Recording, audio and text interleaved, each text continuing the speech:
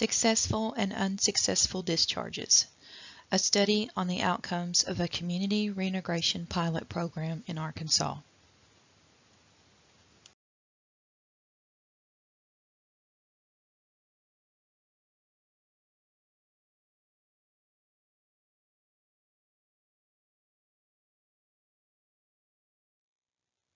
This is a study by Catherine Dreamer using data from Fostering Change, which is a new community reintegration program in Arkansas that deals with children placed in DHS custody. Previous researchers have found that the intelligence quotient, or the IQ, of adolescents can affect and be affected by many factors. Being institutionalized has been shown to lower IQ, whereas leaving an institution for reunification with parents or placements with adoptive or foster families can increase IQ. I sought to determine whether the IQ classified as low or average correlated with a positive or negative discharge from the community reintegration program. Reasons for discharge include acute care, lack of progress, adoption, foster home placement, independent living at age 18, elopement, runaway or arrest, and the hypothesis was that adolescents with IQs classified in the low range is correlated with unsuccessful discharge. Previous studies. A study done by UCLA's Seminole Institute for Neuroscience and Human Behavior found that intelligence quotients, or IQs, can predict a child's performance on neuropsychological tests in children and adolescents that had been clinically referred for mental health services. Foley et al. 2009. A study conducted by the Mooseheart Laboratory for Children Research in Mooseheart, Illinois, consisting of children living at the Mooseheart Lodge, along with their mothers and their siblings, found that IQ can increase with the improvement of the environment or changes to the environment surrounding the institutionalized child. The researchers found that when the child entered the environment that was better than the previous environment, such as the Mooseheart Institution, the child's IQ increased if those changes occurred before age 6. It was also noted that children of age 6 and under showed significant gains in IQ after 1 year, both individually and as a group. Changes in the environment after age 6, however, did not change over the next 5 years. Raymond and Hilton, 1940.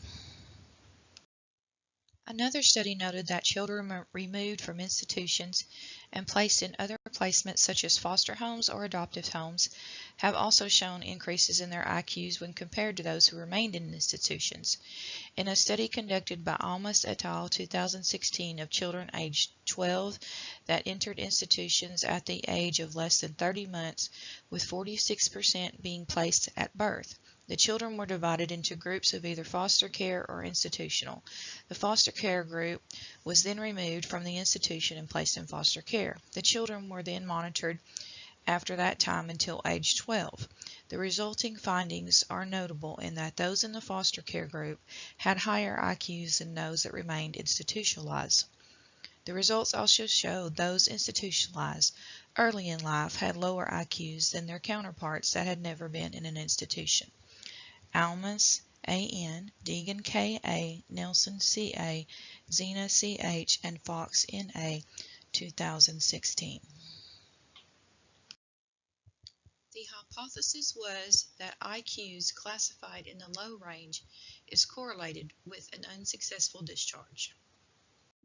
The methods section. The participants' anonymous data by Fostering Change of adolescent clients was analyzed. Out of the 21 clients enrolled in the program since it began in April 2018, 9 clients discharged. The age range of the actual clients represented in the data was between 13 and 17 years old. The confidentiality of the adolescent clients was maintained due to the anonymity of the data. Methods and procedures. The materials. Data previously collected by fostering change such as generalized demographic data, PACE evaluations including IQ scores, and discharge information was provided for analysis. The procedure. The IQs presented in the data were divided into two categories: low IQs defined at 75 or below, and average IQs defined as 76 or above. Discharge locations were divided into groups.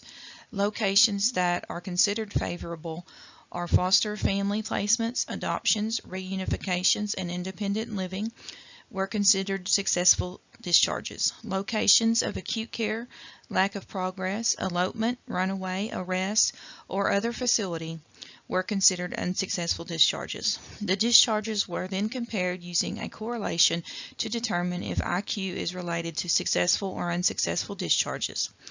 Power analysis indicated that a sample size of 29 would provide a 0.80 power to detect a correlation as small as 0.5.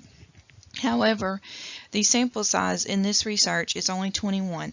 Therefore, the power of this study will be limited at 21 at the most, and therefore the study will be underpowered to detect a significant moderate effect. The results. To test the hypothesis, IQs were divided into two categories of low IQ and average IQ. A one-tailed t-test was used to determine the differences between IQs and discharge location. The data of 21 clients was analyzed. Of them, 13 were male and 3 were female. 8 had low IQs and 13 had average IQs. 2 were considered to have successful discharges and 10 were considered to have unsuccessful discharges. 8 have not yet discharged. A t-test was used to compare the differences between the factors of the IQ, successful and unsuccessful discharge. Race and sex were not considered to be factors and therefore were not computed. A significant difference was found between IQ and discharge. T9 equals 1.8 with a p less than 0.5 and d equals 0.34. See Table 1. This does not meet the critical value of 1.83 needed to reject the null hypothesis that IQ and successful or unsuccessful discharge are related. Therefore, we cannot rule out that this is not a result of chance. We cannot be sure if this is a real result or the result of a small sample size, as the power analysis indicated the need for a sample size of at least 29 to obtain meaningful results. However, there is a large effect size between IQ and successful discharge at d equals 0.34. Average length of stay was calculated using the data of the clients that have been discharged. The overall length of stay is 69.5 days, with an average for females being 26.5 days and the average for males being 91 days. 837 total days were calculated among the discharged clients. To classify the discharges, it was necessary to define success. For the purposes of this study, a successful discharge was defined as a discharge that brought the client down to a lower level of care, consisting of independent living, adoption, or foster homes. Unsuccessful discharges were classified as discharges that brought the client up to a higher level care. The client was arrested or left against medical advice with elopement. This includes clients that left the program due to arrest, discharged to an acute setting, or eloped. It is necessary to note that the overall success of the program cannot be solely based on the client's discharge location. A more accurate measure of success would be the progress the client makes in therapy. The motto of fostering change is progress, not perfection. A significant result was noted in the difference of the low IQ and the unsuccessful discharge, indicating that the clients with low IQs may not be successful in the program at discharge.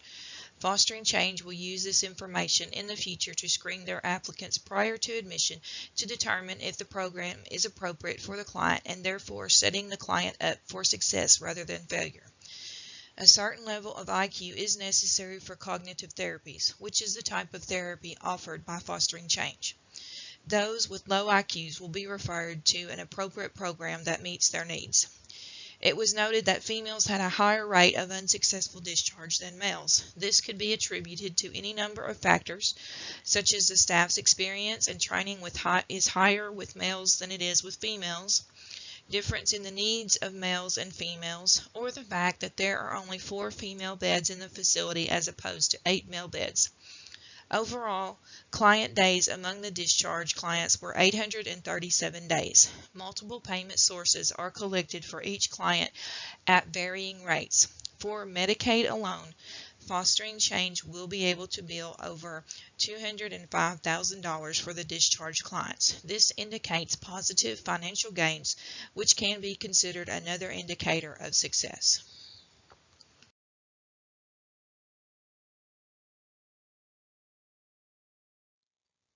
I would like to note that I do not wish this research to be published due to the fact that it can be misinterpreted, and since this is only the first year of Fostering Change, I would not wish to bring any bad publicity to their program. Thank you. The end.